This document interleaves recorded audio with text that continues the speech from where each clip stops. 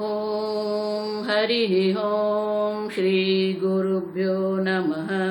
हरिः ॐ शन्नो मित्रः शं वरुणः शन्नो भवत्वर्यमा शन्न इन्द्रो बृहस्पतिः शन्नो विष्णुरुक्रमः। नमो ब्रह्मणे नमस्ते वायो त्वमेव प्रत्यक्षं ब्रह्मासि त्वमेव प्रत्यक्षं ब्रह्म वदिष्यामि ऋतं वदिष्यामि सत्यं वदिष्यामि तन्मामवतु तद्वक्तारमवतु अवतु माम् अवतु वक्तारम्। ॐ शान्ति शान्ति शान्तिः। ॐ सहना भवतु सहनौ भुनक्तु सह वीर्यं करवावहै तेजस्विनावधीतमस्तु मा विद्विषावहै। ॐ शान्ति शान्ति शान्तिः। सदाशिवसमारम्भां शङ्कराचार्यमध्यमाम् अस्मदाचार्यपर्यन्तां वन्दे गुरुपरम्परां।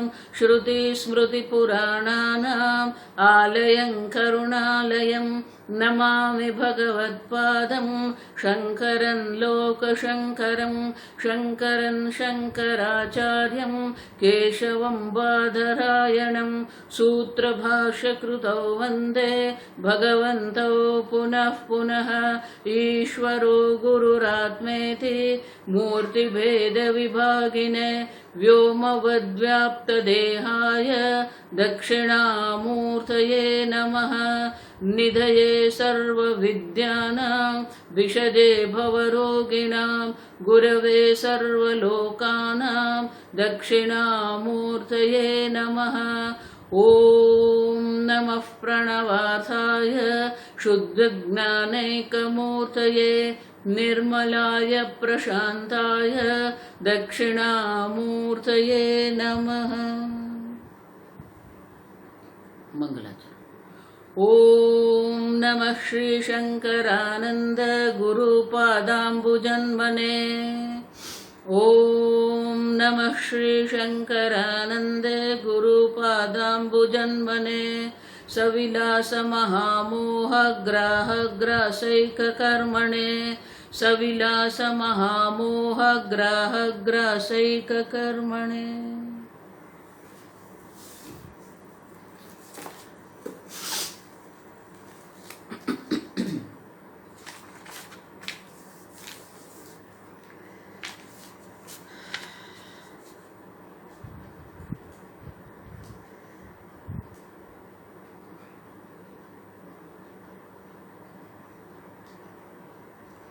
श्लोक नंबर 110।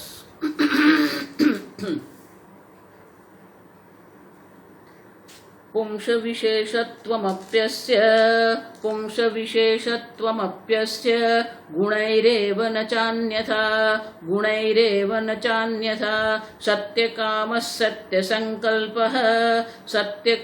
सत्यसङ्कल्पः इत्यादि श्रुतिर्जगौ 111। नित्यज्ञानादिमत्वेस्य सृष्टिरेव सदा भवेत्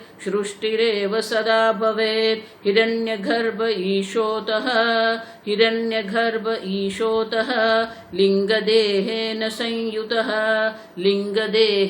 संयुतः। नेक्स्ट। उद्गीत ब्राह्मणे तस्य माहात्म्यम्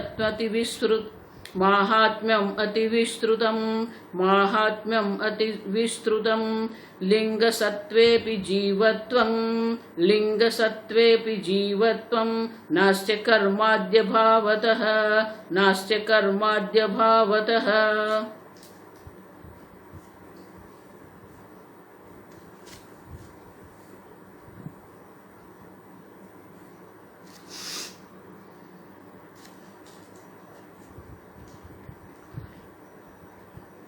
विद्याणि मुनि योग दर्शन से ईश्वर की जो बात है,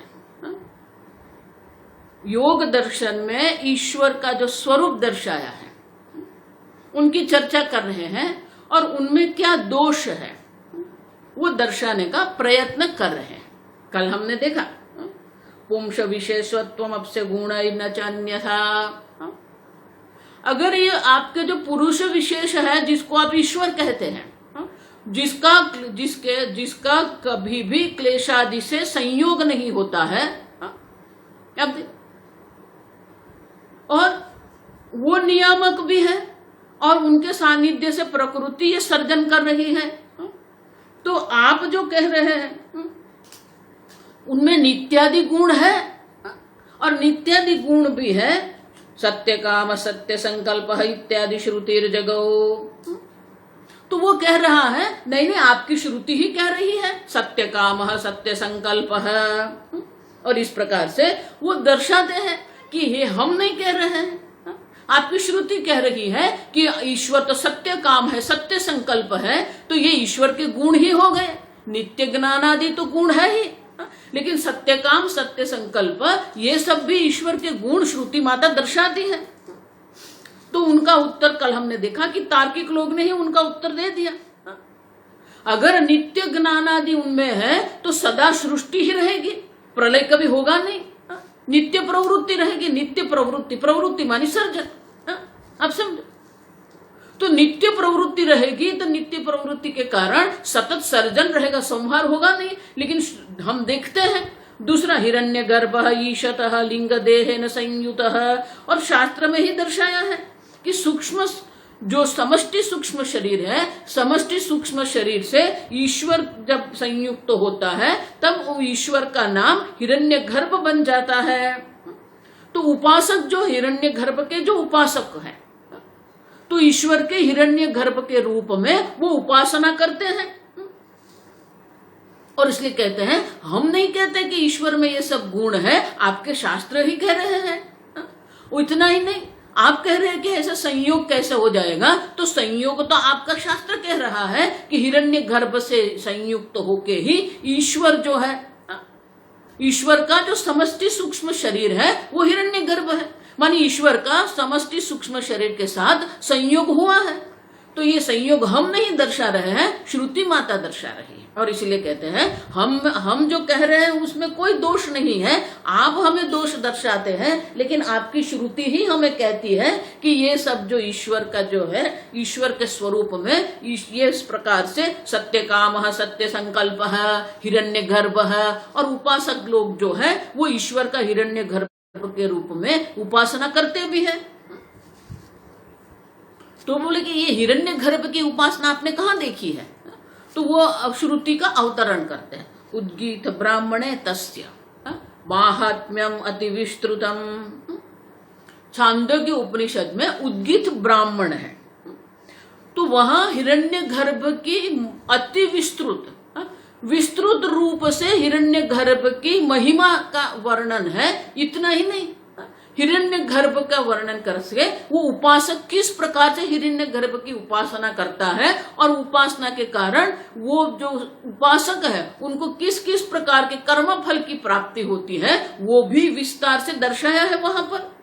उद्गीत ब्राह्मणे तस्य माहात्म्यम अति विस्तृतम लिंग सत्वेपि जीवत्वम न से कर्मादि अभावतः। तो बोले कि ये पुरुष विशेष जो ईश्वर है उनका कर्मादि से संयोग नहीं हुआ है, और इसलिए उनके कोई कर्म नहीं है, कर्मादि अभावतः उनका जीवत्व नहीं हो सकता है। पुरुष विशेष है, ईश्वर है, वो उनका जीवत्व संभव नहीं है। भले उनका लिंग सत्वे भी, भले समष्टि सूक्ष्म शरीर के साथ उनका संयोग हुआ है, फिर भी वो जीव नहीं है, वो ईश्वर है। वो ईश्वर है, जीव नहीं है, इसीलिए हम उसे पुरुष विशेष कहते हैं।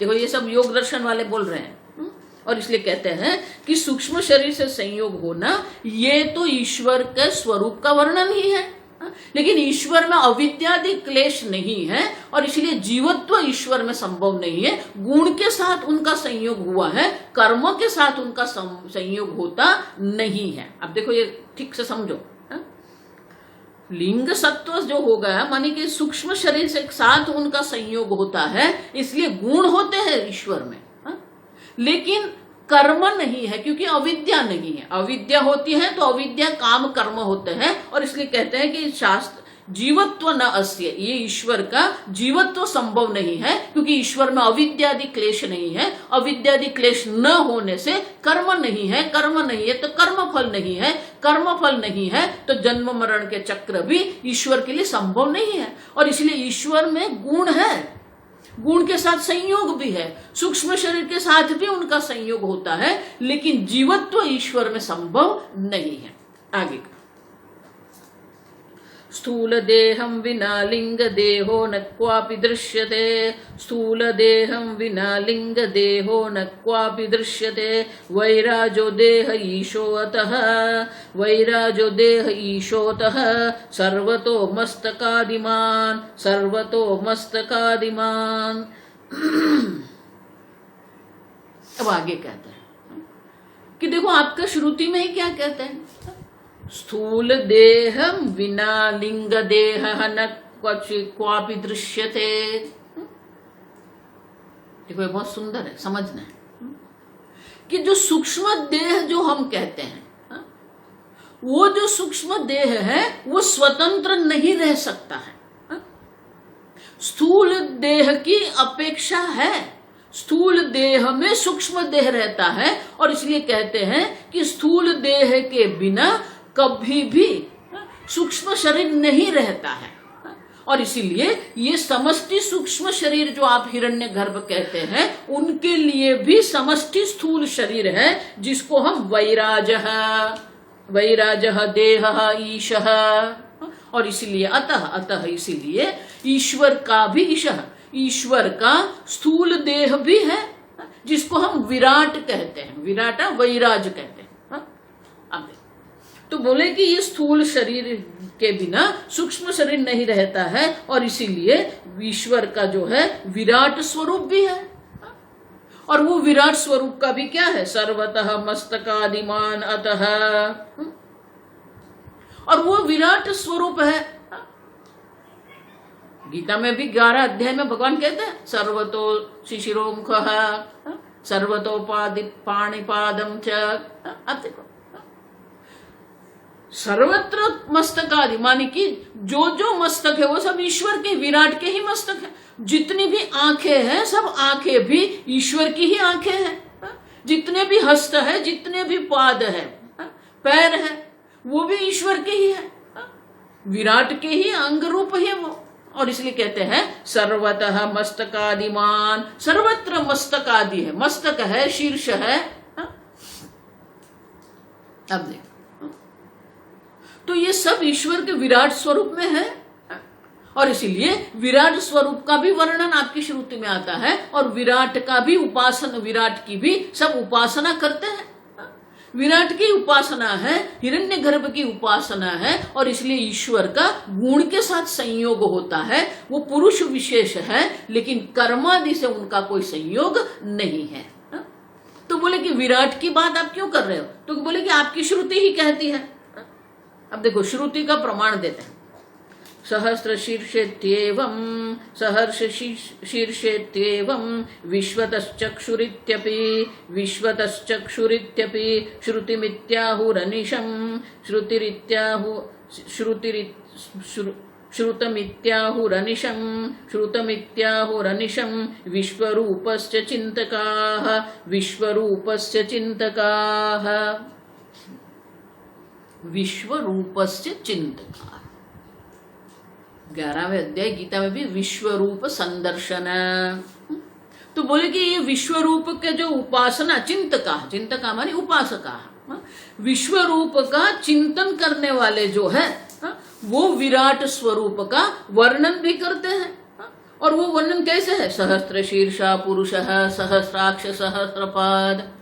पुरुष सूक्त में, नारायण सूक्त में इस प्रकार से भगवान के ये विराट रूप का वर्णन मिलता है हमें। और वो हजार हजार मस्तक वाले हैं, हजार हजार कर्ण है, हाथ है, पैर है। इतना ही नहीं,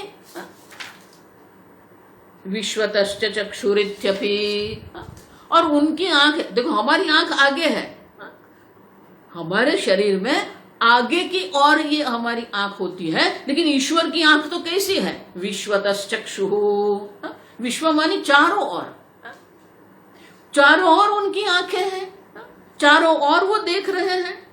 और इस प्रकार से विराट जो है, ईश्वर का जो समष्टि स्थूल शरीर जो विराट है, उनका भी वर्णन मिलता है, और उनका निरंतर उपासक उनकी निरंतर उपासना भी करते हैं। और इसीलिए आपकी श्रुति ही कहती है कि ये भगवान, ये ईश्वर का विराट स्वरूप है, ये ईश्वर का हिरण्यगर्भ है।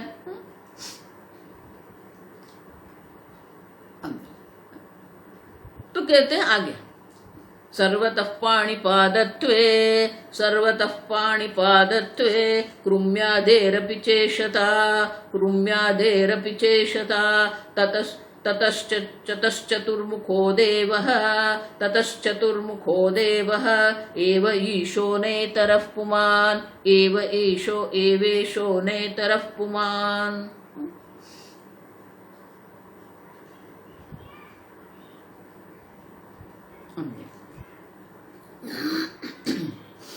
बहुत सुंदर है कि आप कहते हैं सर्वतः पाणिपादम ततः, अब सर्वत्र उनके पैर है, सर्वत्र उनके हस्त है, सर्वत्र चक्षु है, सर्वत्र कर्ण है। तो अगर आप ऐसा विराट का वर्णन कर रहे हैं, आप विराट की इस प्रकार से दर्शा रहे हैं, तो क्या हो जाएगा? सर्वतः पाणिपादत्वे कृम्यादेरपि च ईशता। क्यों? सर्वत्र अगर विराट पर, ये स्थूल ब्रह्मांड जो है वो ईश्वर का विराट स्वरूप है। अगर वो ईश्वर का विराट स्वरूप है और सर्वत्र ईश्वर के पैर है, सर्वत्र ईश्वर के हस्त है, तो कृम्यादेह, कृमि, कृमि मानी जंतु, जो कृमि है वो कृमि के पैर भी ईश्वर के पैर है, तो फिर कृमि आदि भी क्या हो जाएंगे? ईशता कृम्यादेह, तो ये सब भी ईश्वर हो जाएंगे। तो क्या ये कृमि ईश्वर है? कृमि की आंख भी ईश्वर की आंख है, कृमि के पैर भी ईश्वर के पैर है, तो ईश्वर हो जाएगा ये सब। तो ये सब ईश्वर है क्या? अब देखो, तो बोले नहीं ऐसा मत करो, ततश्च, और इसके कारण हम क्या कहते हैं? ये संभव नहीं है। चतुर्मुखः देवः एव ईशः न इतरः पुमान्। और इसीलिए ऐसा करो, ये ब्रह्मा जी जो है ना, चतुर्मुख ब्रह्मदेव जी जो है, ये ब्रह्मदेव ही ईश्वर है, अन्य पुरुष कोई ईश्वर नहीं है, कोई अन्य ईश्वर नहीं। ये ब्रह्मा जी जो ब्रह्मदेव जो है, चतुर्मुख जो ब्रह्मदेव है, वही ईश्वर है, आप ऐसा मान लो। देखो ये सब योग दर्शन वाले कह रहे हैं, हम नहीं कह रहे। आप समझो, ये पुरुष विशेष ईश्वर को जो दर्शाते हैं ना, उनका ये वर्णन कर रहे हैं। और आपको लगेगा कि इतना लंबा लंबा क्यों कर रहे हैं, इतना विस्तार क्यों कर रहे हैं विद्यारण्य मुनि? इसलिए कर रहे हैं कि हम भी ऐसा ही कुछ मानते हैं, हम भी एक जीव को या एक शरीर को ईश्वर मान के चलते हैं। गीता में भगवान कहते हैं, मोहितम ना भिजानाति माम परमज अव्ययम, वो जानते नहीं और मुझे क्या करते हैं? मानुषम तनुमाश्रित, एक मनुष्य शरीर में आश्रित मुझे मान के चल रहे हैं वो लोग। मैं सर्वत्र हूं, लेकिन एक मन मानुष शरीर आश्रितम। अब देखो, मानुष तनु, तनु मानी शरीर। अब देखो, तो हम एक शरीर को ईश्वर मान के चल रहे हैं। अब समझो, इसलिए मैं बार बार कहती हूं कि हमारी ईश्वर की जो समझ है, हम ईश्वर को जो समझते हैं, कहीं ना कहीं वहां सांख्य दर्शन जैसा है, कहीं ना कहीं वो योग दर्शन जैसा ही है। हमारी समझ ऐसी ही है, आप समझो।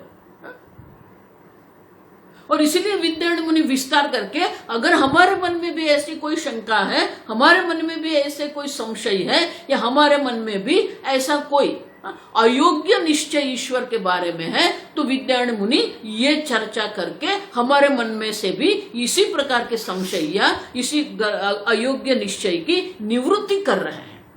अब समझो, आजकल तो ये व्यक्ति पूजा बन गई, कलयुग की विशेषता है, व्यक्ति पूजा चल रही है। अब समझो, कोई ईश्वर की पूजा करने को तैयार नहीं है, सब गुरु का मंदिर बना देते हैं, गुरु की पूजा करते हैं,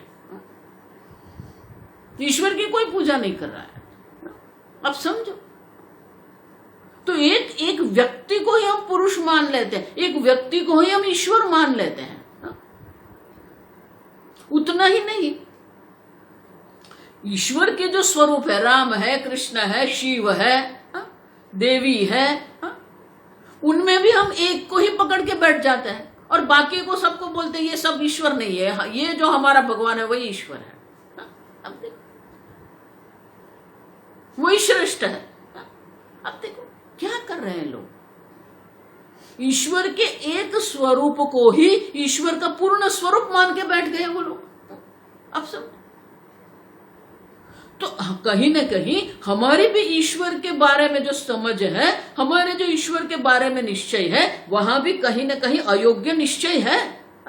अब समझो, इसीलिए विद्यारण्य मुनि ये ईश्वर के बारे में इतना विस्तार क्यों कर रहे हैं। अगर हमारे मन में भी ऐसा कोई संशय है तो उनकी निवृत्ति होनी चाहिए। इसलिए वो कहता है कि अगर सर्वतः पाणिपादम तथा आप कहेंगे तो फिर कुरुमी आदि जो है वो भी ईश्वर बन जाएंगे, लेकिन वो संभव नहीं है। और इसीलिए कहते हैं, और इसलिए ऐसा मान लो आप कि ये जो चतुर्मुख ब्रह्मा है वही ईश्वर है, अन्य कोई पुरुष ईश्वर नहीं है। तो बोले ये आप कहां से ले आए कि ब्रह्मा जी जो ब्रह्मदेव जो है वही ईश्वर है, और ये ब्रह्मदेव की उपासना भी उपासक करते हैं, तो उनके लिए वो श्रुति दर्शाते हैं। आगे पुत्रार्थम तमुपासीना एवमाहुः प्रजापतिः प्रजा असृजेत् इत्यादि श्रुतिं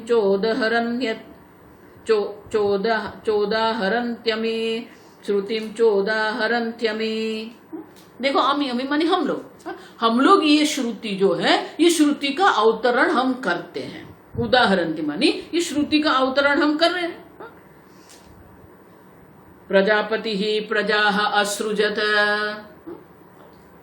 तो ये आपकी श्रुति ही है। वो कहती है कि ये सबका सर्जन करने वाले जो है वो प्रजापति है, और प्रजापति ने ही ये सर्व प्रकार की जो प्रजा है, सर्व प्रजा के उत्पत्ति की है। अब देखो, तो इस प्रकार के वाक्य से हम देखते हैं कि ये जो प्रजापति ब्रह्मा जी है वही ईश्वर है, वही सर्जन करने वाला है, और उनकी उपासना भी करते हैं लोग। क्यों?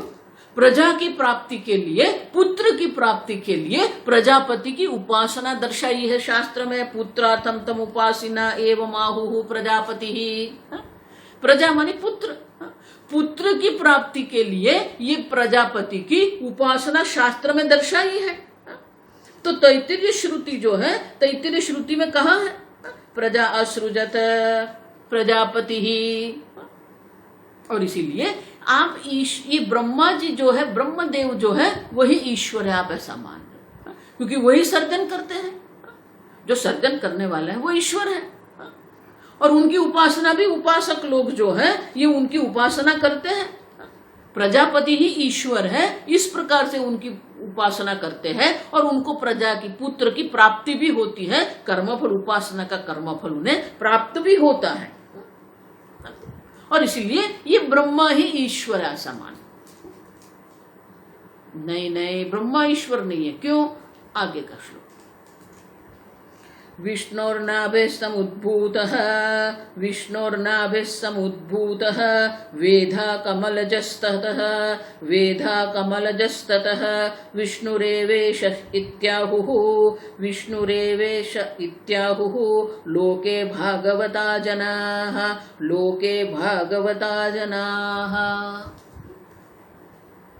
अब दूसरा कह रहा है नहीं, ब्रह्मा जी ईश्वर नहीं है, तो कौन ईश्वर है? विष्णु ईश्वर है।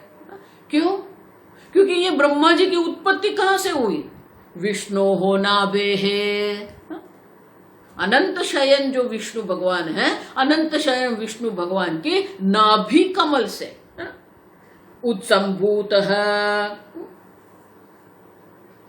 तो इस प्रकार से पुराण में हम देखते हैं कि ब्रह्मा जी की उत्पत्ति तो विष्णु भगवान के नाभि से जो कमल उत्पन्न हुआ है, वो नाभि कमल जो है, नाभि कमल से वो उत्पन्न हुए हैं। कमलजह ततः, और इसलिए उनका नाम भी कमलजह पड़ गया। कमले जायन्ते इति कमल, कमल में ही उनकी उत्पत्ति हुई।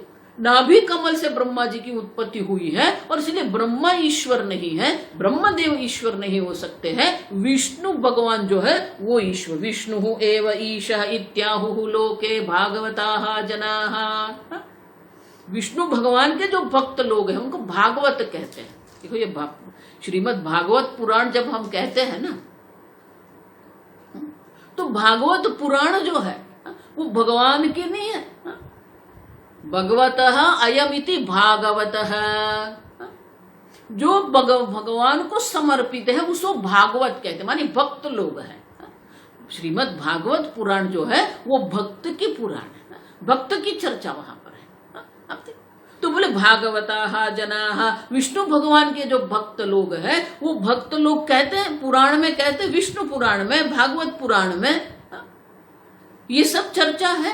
और इसीलिए ब्रह्मदेव कभी ईश्वर नहीं हो सकते हैं, ये विष्णु भगवान ही ईश्वर है। अब देखो तो आगे एक और आया, अब वो क्या कह रहा है? शिवस्य पादवन्वेष्टुः, शिवस्य पादवन्वेष्टुं, शिवस्य पादवन्वेष्टुं शारङ्ग्यशक्तततः शिवः, शारङ्ग्यशक्तस्ततः शिवः, ईशो न विष्णुरित्याहुः, ईशो न विष्णुरित्याहुः, शैव आगमानिनः, शैव आगममानिनः। अब देखो जो भक्त लोग हैं, विष्णु भक्त लोग हैं, वो कहते हैं विष्णु भगवान है, ईश्वर है। अब शैवाः आगममानिनः, इस शैवागम जो है, जो शैव लोग हैं वो कहते हैं नहीं नहीं, विष्णु भगवान नहीं है, ईश्वर नहीं है। शिवस्य पादौ अन्वेष्टुम, तो कहते हैं कि ये पुराण में ऐसी कथा हमें सुनने में आती है। वो कथा क्या है? तो कहते हैं कि शारंग धनुष जो है,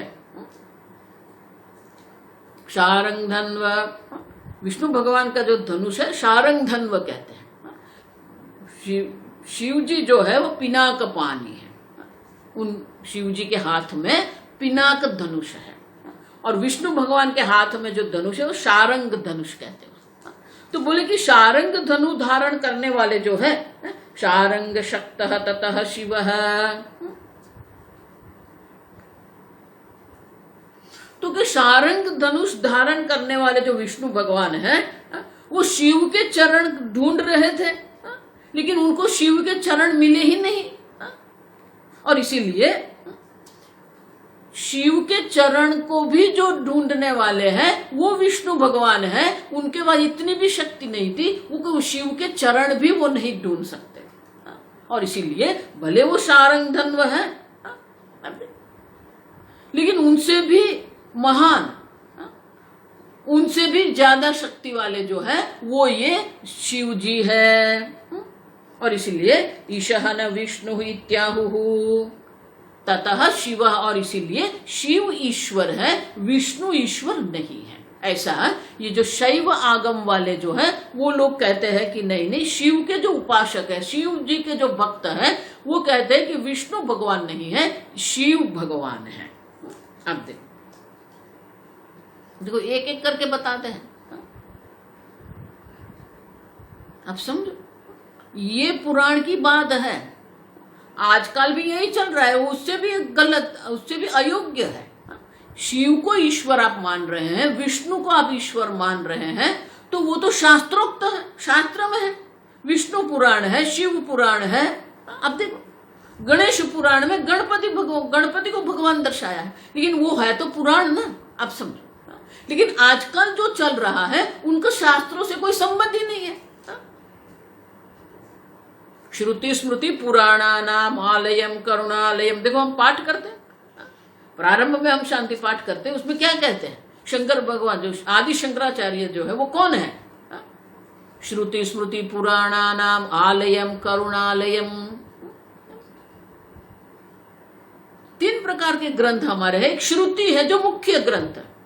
देखो ग्रंथ शब्द आपके लिए मैं बोल रही हूं, वेद जो ग्रंथ ने, वेद प्रमाण है।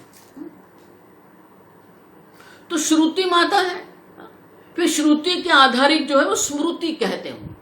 याज्ञवल्क्य स्मृति है, मनुस्मृति है, भगवत गीता भी स्मृति है।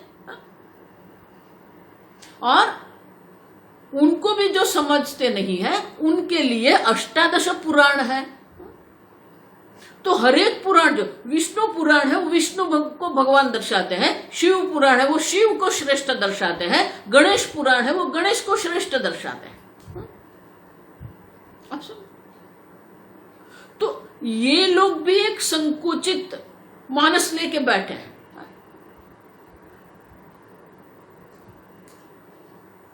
लेकिन आजकल जो चल रहा है उनको तो पुराण से भी कोई संबंध नहीं है, स्मृति से भी कोई संबंध नहीं है, श्रुति से भी कोई संबंध नहीं। आप ठीक से समझो ये, हम किसको भगवान मानते हैं, हम किसके लिए पूजा पाठ करते हैं, किसके मंदिर में हम जाते हैं। अब देखो, मैं ये नहीं कहती हूं कि वो लोग महात्मा है, हम उनको महात्मा मानते हैं। देखो हमारे कोई ऋषि मुनि के मंदिर नहीं है, वो गुरु है आपके, वो महात्मा है, ज्ञानी है, सिद्ध पुरुष है, सब मानते हैं हम। लेकिन उनको आप भगवान नहीं बना सकते। आप ठीक से समझो मेरी बात। आपके गुरु है, श्रेष्ठ है, मैं भी उनको नमन करती हूँ। स्वामी जी हमको हमेशा कहते हैं किसी भी महात्मा को अगर आप मिलते हैं आप प्रणाम करो, उनमें कोई शर्म नहीं रखनी चाहिए, क्योंकि हमें पता नहीं है हमसे कितने बड़े हैं, वयोवृद्ध है या ज्ञान वृद्ध है, तपोवृद्ध है, हमें कोई समझ नहीं। कोई भी महात्मा हमारे सामने आप प्रणाम करो उनको, आप समझो। लेकिन उनको ही आप भगवान बना देंगे, उनका ही आप मंदिर बना देंगे, वो अयोग्य है, ये शास्त्रोक्त नहीं है, आप समझो।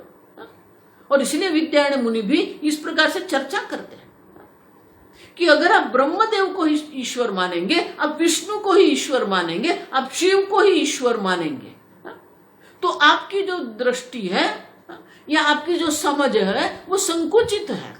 आप सब तो आगे जो एक है और बोल रहा है, आप देखो ये अंत नहीं आएगा इसका, बहुत लंबा चलेगा।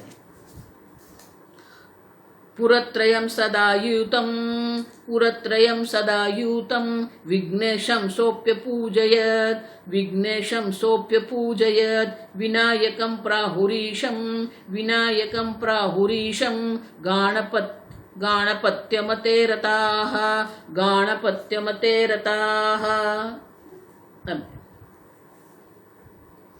गाणपत्य मत, गणपति को ही ईश्वर मानने वाला जो मत है उसको गाणपत्य कहते हैं।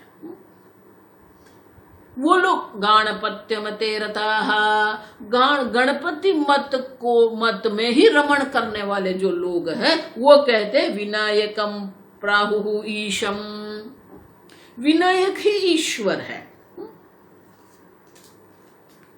कि आप क्यों ऐसा कह रहे हैं? तो बोले आपके पुराण में ही तो ये कथा है। क्यों? पुरत्रयं साधयितुं नाशयितुं।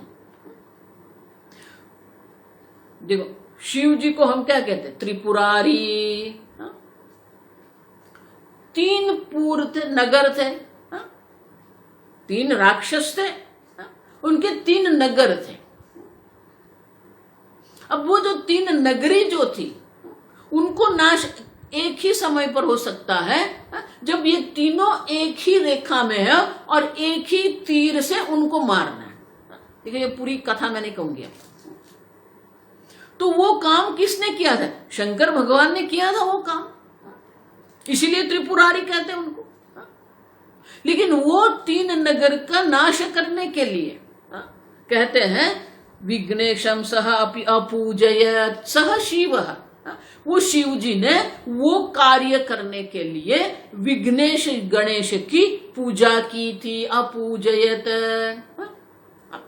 तो शिव जी ने भी गणपति की पूजा की थी। विघ्नेश जो है सर्व प्रकार के विघ्न का नाश करने वाले जो है विघ्नेश्वर जो गणेश भगवान है उनकी पूजा की थी।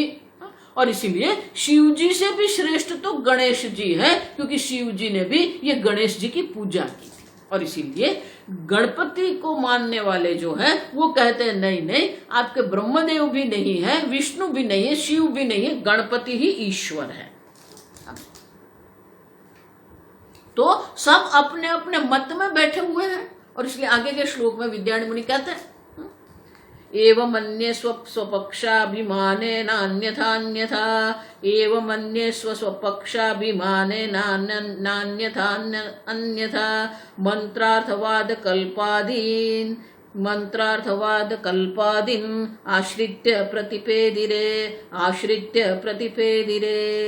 एवं माने इस प्रकार से अन्य स्वपक्ष अभिमाने न, ऐसे बहुत सारे हैं। ब्रह्मा जी को ही ईश्वर मानने वाले या विष्णु शिव और गणपति को ही ईश्वर मानने वाले ऐसा नहीं है। विद्यारण्य मुनि कहते हैं ऐसे अनेक लोग हैं। स्व पक्ष अभिमाने न, अपने ही पक्ष में अभिमान करके वो लोग बैठे हैं। अन्यथा माने कि अलग अलग प्रकार से अन्यथा माने अलग प्रकार से ईश्वर को वो दर्शाते हैं, अपने अपने भिन्न प्रकार के ईश्वर को दर्शाते हैं और कहते हैं यही ईश्वर है, इनकी ही पूजा करो। सब लोग ऐसे ही बैठे हैं। हमारे भारत में ही ऐसे भी संप्रदाय है जो ईश्वर को मानते ही नहीं है, जिसके घर में ईश्वर का फोटो भी नहीं होता है, ईश्वर की पूजा भी नहीं होती है। और जो वो संप्रदाय में जुड़ते हैं उनको भी कह देते हैं कि ये सब फोटो निकाल दो आपके घर से, और वो भी निकाल देते हैं। आप समझो, मैं कुछ गलत नहीं कह रही हूं आपको। उनको गणेश से कोई संबंध नहीं, उनको शिव से भी कोई संबंध नहीं, विष्णु से भी कोई संबंध नहीं है। इतने सारे ऐसे हैं, आप समझो। और इसलिए कहते हैं विद्यारण्य मुनि अन्य जो वादी लोग हैं, अन्यवादी लोग भी क्या करते हैं, अपने अपने जो जिसमें वो अभिमान करके बैठे हैं, जिसको ही वो देवता मान के बैठे, ईश्वर मान के बैठे हैं, उसी को ही वो ईश्वर मानते हैं। इतना ही नहीं, अपने पक्ष को सत्य पुरवार करने के लिए, सत्य सिद्ध करने के लिए मंत्रार्थवाद कल्पादीनाम, अनेक प्रकार के मंत्र जो है, अनेक प्रकार के अर्थवाद मानी स्तुति, वाद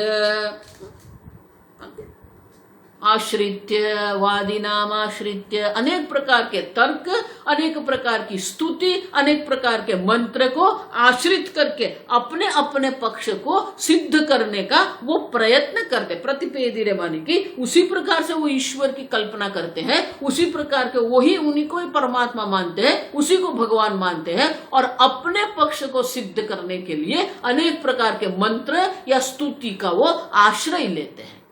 अब देखो, इसलिए मैं कहती हूं बार बार, भगवत गीता भी लोग भगवत गीता का अध्ययन नहीं कर रहे।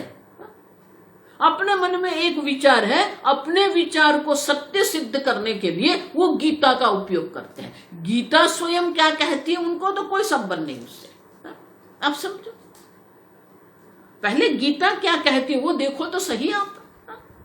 नहीं, आजकल जो चल रहा है वही चल रहा है। सब अपना अपना जो मत है, अपने अपने जो विचार है वो गीता में ढूंढते हैं। आप समझो। और इसलिए विद्यारण्य मुनि कहते हैं कि इस प्रकार से अपने अपने मत को आश्रित होकर, अपने अपने मत में ही अभिमान करके और उनको सिद्ध करने के लिए अनेक प्रकार से स्तुति के वचन जो है, वेद के वचन जो है, उनका वो अवतरण करते रहते हैं।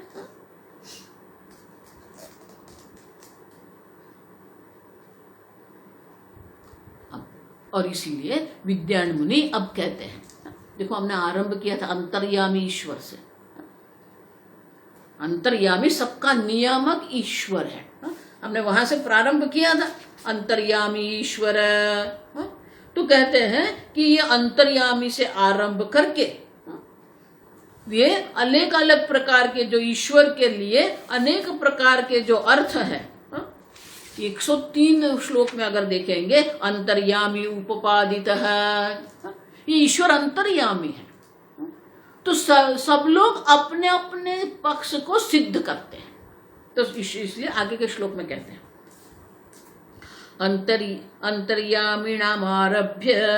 अंतर्यामिणामारभ्य स्थावरान्तेशवादिनः सन्त्यश्वत्थार्कवंशादेः कुलदैवतदर्शनात्।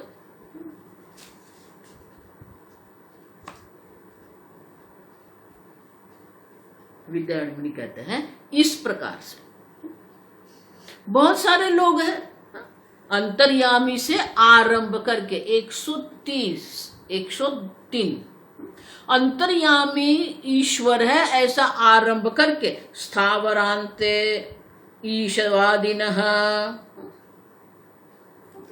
स्थावर पर्यंत। क्यों स्थावर कहा? क्योंकि स्थावर किसको कहते हैं? स्थावर माने कि जो हलन चलन नहीं करते, माने कि एक ही जगह पर जो रहने वाली जो योनि है उसको स्थावर योनि कहते हैं। वृक्ष आदि वृक्ष को स्थावर कहते हैं। वो अपने स्थान से वो कहीं पर भी चलन नहीं कर सकते। स्थावर वरच प्रत्यय है ना, ईश्वर ये वरच प्रत्यय है। पाणिनि मुनि के व्याकरण के हिसाब से उसको वरच प्रत्यय कहते हैं।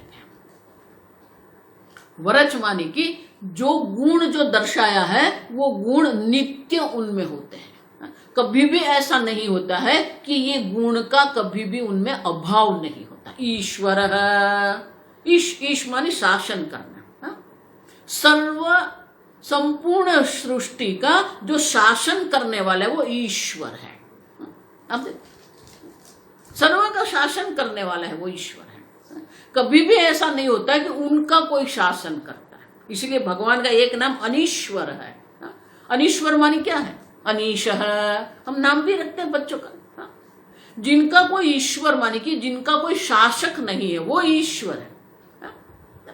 अनीश्वर ईश्वर न विद्यते अस्ति इति अनीश्वर। जिनका कोई ईश्वर, जिनका कोई शासक नहीं है, क्यों? वही सर्व का शासक है और वो नित्य शासक है। उनको ईश्वर कहते। देखो ये ईश्वर की व्याख्या है। उसी प्रकार से स्थावर स्था मानी तिष्ठते, एक ही स्थान पर जो हमेशा रहते हैं उनको स्थावर कहते। वृक्ष कभी अपना स्थान नहीं बदलते, एक ही स्थान पर रहते और इसीलिए उनको स्थावर कहते हैं।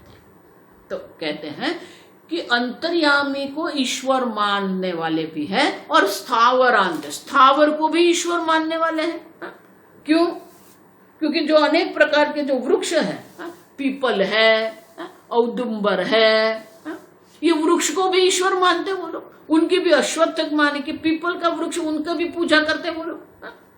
उनको देवता मान के उनकी ही पूजा करते हैं। तो अंतर्यामी से आरंभ करके स्थावर तक लोग क्या करते हैं? ईशवादिनः, उन्हीं को ईश्वर मान के वो लोग चल रहे हैं। ऐसा कहने वाले हैं। संति अश्वत्थ अर्क वंशादेः, स्थावर माने कौन है? अश्वत्थ, पीपल, अर्क, आंकड़ो जिसको कहते हैं। अब देखो, अर्क माने वंश, वंश माने बांस, इत्यादि कुल देवता दर्शनम, उन्हीं को कुल देवता मानते हैं। अब देखो, ऐसे बहुत सारे लोग हैं, उन्हीं को कुल देवता मानते हैं, उन्हीं की पूजा करते हैं। और इसलिए विद्यारण्य मुनि कहते हैं कि लोग किस किस को ईश्वर मान के चल रहे हैं। अंतर्यामी को ईश्वर मानते हैं, ब्रह्मा जी को ईश्वर मानते हैं, हिरण्यगर्भ को ईश्वर मानते हैं, विष्णु को ईश्वर मानते हैं, शिव को ईश्वर मानते हैं, गणपति को ईश्वर मानते हैं। अब देखो, और आजकल तो कितने ईश्वर हैं। अब देखो, सबने अपने अपने ईश्वर बना के रख दिया है और फिर उसका मंदिर बनाते हैं और फिर उसके मंदिर में उसकी पूजा होती रहती है। अब देखो, आजकल की बात ये नहीं, विद्यारण्य मुनि के समय भी यही था, शंकराचार्य जी के समय में भी यही था, उसके पहले भी यही था। अब समझो ठीक से, हा? ये कोई नया नहीं है। हा? कई लोग ऐसे बहुत विक्षिप्त होते हैं, देखो स्वामिनी जी ऐसा करते हैं, ऐसा करते हैं। अरे ये कुछ नया नहीं है, आप समझो। हा? पहले भी ऐसा ही था।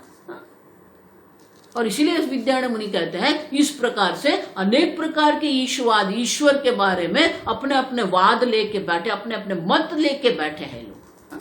उन्हीं को कुल देवता मानते हैं, उन्हीं को सर्वस्व मानते हैं वो लोग। और इसलिए कहते हैं सबके अपने अपने हैं और अपनी बात को वो सिद्ध भी करते हैं, उसके लिए मंत्र का अवतरण भी वो लोग करते हैं। और इस प्रकार से ईश्वर के बारे में देखो, मैंने कहा ना, योग दर्शन से आरंभ करके, योग दर्शन में सईश्वर योग दर्शन है, लेकिन उनकी अपनी ईश्वर की एक व्याख्या है। और उनकी जो व्याख्या है, उनको उनके सामने वो तार्किक लोग भी आ गए। और विद्यारण्य मुनि कहते हैं इस प्रकार से योग दर्शन के लिए ईश्वर की व्याख्या है, ऐसा नहीं है। सब लोग ने अपनी अपनी ईश्वर की व्याख्या बना के रखी है। सब लोग अपने अपने हिसाब से ही ईश्वर को देखते हैं, ईश्वर को मानते हैं, ईश्वर की पूजा करते हैं, ईश्वर का मंदिर बनाते हैं। और इसीलिए विद्यारण्य मुनि कहते हैं इस प्रकार से अनेक प्रकार के मतांतर ईश्वर के बारे में है। आगे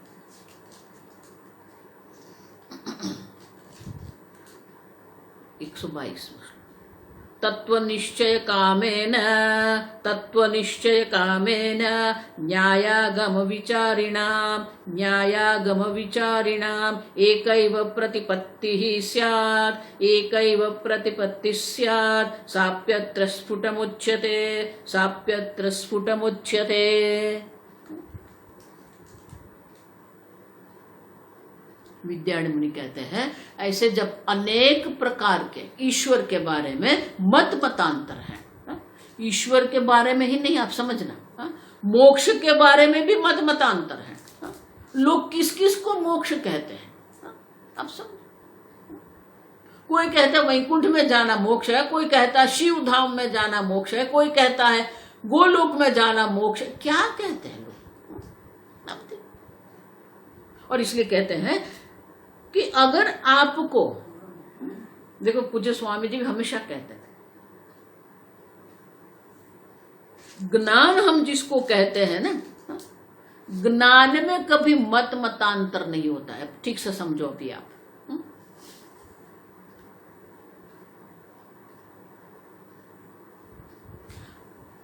कर्म में अनेकता होती है, विचार में अनेकता होती है, लेकिन ज्ञान हमेशा एक ही होता है। इसीलिए कहते हैं कि ज्ञान वस्तु तंत्र है। वस्तु तंत्र माने जैसी वस्तु होती है वैसा ही आपका ज्ञान होता है। ये पुष्प है अगर आप कहते हैं तो पुष्प ज्ञान आपको होगा। तो आपका जो पुष्प का ज्ञान है और मेरा जो पुष्प का ज्ञान है, दो अलग नहीं हो सकते। समझते हो मैं क्या कहती हूं। ज्ञान हमेशा एक ही होता है और सबकी बुद्धि में एक ही ज्ञान होता है। ज्ञान में कोई मतांतर संभव नहीं है। वस्तु तंत्र है ज्ञान। ये पुष्प है, ये लाल रंग है तो सबके लिए वो लाल रंग ही है। ये हरा है तो सबके लिए हरा है। अब समझो, ये कमल का पुष्प है तो सबके लिए कमल का पुष्प है। ज्ञान हमेशा वस्तु तंत्र माने जैसी वस्तु होगी वैसा ही ज्ञान होगा, और आपका ज्ञान और मेरा ज्ञान दो अलग नहीं होता है। और इसलिए विद्यारण्य मुनि कहते हैं ज्ञान एक ही होता है, उनमें कोई मतांतर संभव नहीं है। हाँ, वो आपको पसंद है कि नहीं पसंद है। माने कि आपके राग द्वेष अलग हो सकते हैं। आपको कमल पसंद है, मुझे गुलाब पसंद है, लेकिन गुलाब तो गुलाब है आपके लिए भी, और कमल कमल है मेरे लिए भी। वो कमल मेरे लिए गुलाब नहीं बन जाता है, और गुलाब आपके लिए कमल नहीं बन जाता है। समझते हो? तो राग द्वेष अलग हो सकते हैं। राग द्वेष में अनेकता होती है, मत मतांतर में अनेकता होती है, ज्ञान में कभी भी अनेकता नहीं होती। और इसीलिए विद्यारण्य बहुत सुंदर यहां बात कहते हैं, तत्व निश्चय कामेन। तत्व, तत्व मानी वस्तु क्या है? तत्व मानी वस्तु, वस्तु क्या है? अब देखो, उनका निश्चय की इच्छा से, तत्व निश्चय कामेन। आपके मन में ये निश्चय होना चाहिए कि आपको तत्व का निश्चय करना है, वस्तु का निश्चय करना है। आपको, आपके मन में क्या है, आप क्या मानते हो, ये नहीं। तत्व निश्चय कामेन न्याय आगम विचारिणाम एक एव प्रतिपत्ति ही। प्रतिपत्ति मानी ज्ञान, जो न्याय मानी तर्क, आगम तर्क युक्त आगम सहित जो विचार करने वाले, विचारिणाम विचार करने वाले हैं, उनके लिए तो क्या है, एक प्रतिपत्ति ही स्यात्। प्रतिपत्ति ज्ञान एक ही होगा। अब समझो, अपि अत्र स्फुटमुच्यते। और इसीलिए ये स्पष्ट रूप से हम आपको कह रहे हैं कि ज्ञान जो होता है, ज्ञान में कभी भी मत मतांतर नहीं होता है। ये श्वेत है तो श्वेत है। स्फुट मुच्यते, स्फुट मानिए स्पष्ट है। मत मतांतर अनेक हो सकते हैं, लेकिन ज्ञान एक एक होता है, अनेक नहीं होता है। पर किसके लिए है वो? तत्व निश्चय कामेन। जिसको तत्व का निश्चय करना है, जिसको वस्तु का निश्चय करना है, उनके लिए ये सब संभव है। लेकिन जो अपने पक्ष में बैठे हुए हैं, एक मत में अभिमान करके हुए बैठे हैं, उनके लिए फिर ये निश्चय संभव नहीं है। देखो, इसलिए भगवान भी कहते हैं गीता, व्यवसायत्मिका बुद्धि ही एक इह कुरु नंदन, बहुशाखा ही अनंताः बुद्धया अव्यवसायिना। व्यवसाय माने निश्चय। निश्चय हमेशा एक ही होता है, अनेक नहीं हो सकता है। लेकिन अगर अनिश्चय जो आपके मन में आ गया, फिर बहुशाखा ही अनंताः, उनकी अनेक शाखा होगी, और वो शाखा की भी अनंत शाखा होगी। माने कि उनमें अनेकता आ जाएगी। या तो एक है या तो अनंत है। आप समझते हो मैं क्या कहते? 2 3 4 नहीं है, या तो एक है या तो अनंत है। अब आपको निश्चय करना है, आपको एक का निश्चय करना है या आपको अनंत में भटकते रहना है। व्यवसायत्मिका निश्चयात्मिका बुद्धि ही एक यह कुरु नंदन। एक कुरु वंश में उत्पन्न हुए अर्जुन, एक ही निश्चय होना चाहिए। वो निश्चय क्या है? तत्व निश्चय। हम जो शास्त्र अध्ययन कर रहे हैं, वो तत्व का निश्चय करना है। यह तत्व क्या है? आपका तत्व क्या है? मेरा तत्व क्या है? ईश्वर का तत्व क्या है? तत्व माने वास्तविक स्वरूप। ईश्वर का स्वरूप क्या है? आपका स्वरूप, आप कौन है? ईश्वर कौन है? ये जगत क्या है? अगर तत्व का निश्चय करना है, जीव का तत्व क्या है, ईश्वर का तत्व क्या है, जगत का तत्व क्या है, अगर वो निश्चय करने की इच्छा से, कामेन, अगर आप शास्त्र अध्ययन करेंगे, तो एक ही ज्ञान होगा कि जीव, ईश्वर और जगत तीनों का तत्व एक ही है। आप समझते? 3 नहीं है। जो ईश्वर का तत्व है वही जीव का तत्व है, और वही जगत का भी तत्व है। और इसलिए विद्यारण्य मुनि कहते हैं, अगर आप तत्व का निश्चय कर रहे हैं, वास्तविक स्वरूप का अगर आप निश्चय करते हैं, तो ज्ञान एक ही होगा, अनेक संभव नहीं है। आगे हम कल देखेंगे। ओम स्वस्ति प्रजाभ्यः परिपालयन्ताम् न्यायेन मार्गेण महिं महिषाः गोब्राह्मणेभ्यः शुभमस्तु नित्यं लोकाः समस्ताः सुखिनो भवन्तु काले वर्षतु पर्जन्यः पृथिवी सस्यशालिनी देशोऽयं क्षोभरहितः ब्राह्मणाः सन्तु निर्भयाः ॐ सर्वेषां स्वस्तिर्भवतु सर्वेषां शान्तिर्भवतु सर्वेषां पूर्णं भवतु सर्वेषां मङ्गलं भवतु सर्वे भवन्तु सुखिनः सर्वे सन्तु निरामयाः सर्वे भद्राणि पश्यन्तु मा कश्चित् दुःखभाग् भवेत् असतो मा सद्गमय तमसो मा ज्योतिर्गमय मृत्योर्मा अमृतङ्गमय ॐ पूर्णमदः पूर्णमिदं पूर्णात् पूर्णमुदच्यते पूर्णस्य पूर्णमादाय पूर्णमेवावशिष्यते ॐ शान्ति शान्ति शान्तिः हरिः ॐ श्री गुरुभ्यो नमः हरिः ॐ।